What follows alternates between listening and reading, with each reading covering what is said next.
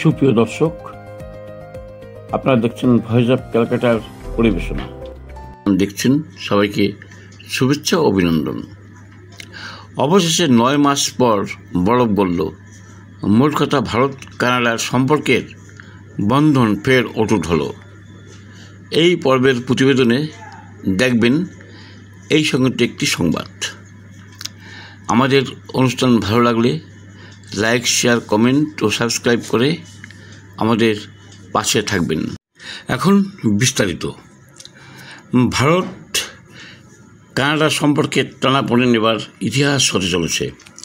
নয়াদিল্লি ও Ottawa দুদেশই নতুন রাষ্ট্রদূতের নাম ঘোষণা করল। হরদীপ সিং নির্ঝরের হত্যাকাণ্ড ঘিরে গত বছরের সেপ্টেম্বরে সম্পর্ক একেবারে ভেঙে পড়েছিল। কানাডার প্রধানমন্ত্রী জাস্টিন ট্রুডো প্রকাশ্যে ভারতের বিরুদ্ধে অভিযোগ আনেন।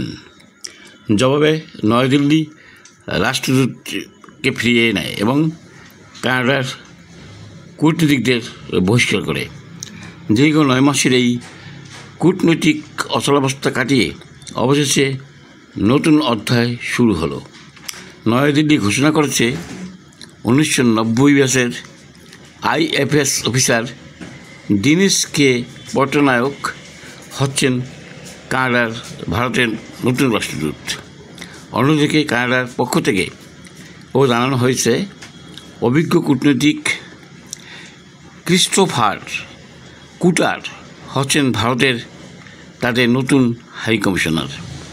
কূটনৈতিক মহলের মতে কানাডার নতুন প্রধানমন্ত্রী মার্ক কার্নির আমলেই এই পরিবর্তনের হাওয়া বইতে শুরু করেছে। G7 সম্মেলনের আগে কার্নির সঙ্গে মোদির ফোনালাপ তার ইঙ্গিত দিয়েছিল।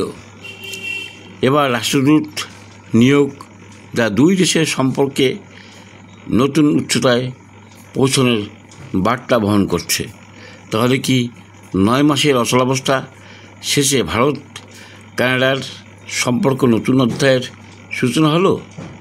কূটনৈতিক দুনিয়া তাকিয়ে আছে আগামীর দিকে। মোট কথা, ভারত কানাডার নতুন অধ্যায় সম্পর্কে ফিরল আস্থা। এই উষ্ণতা আর তাজা হাওয়ার ছোঁয়া বইতে শুরু করেছে দিল্লি, অটোয়ায়। Voice of Calcutta.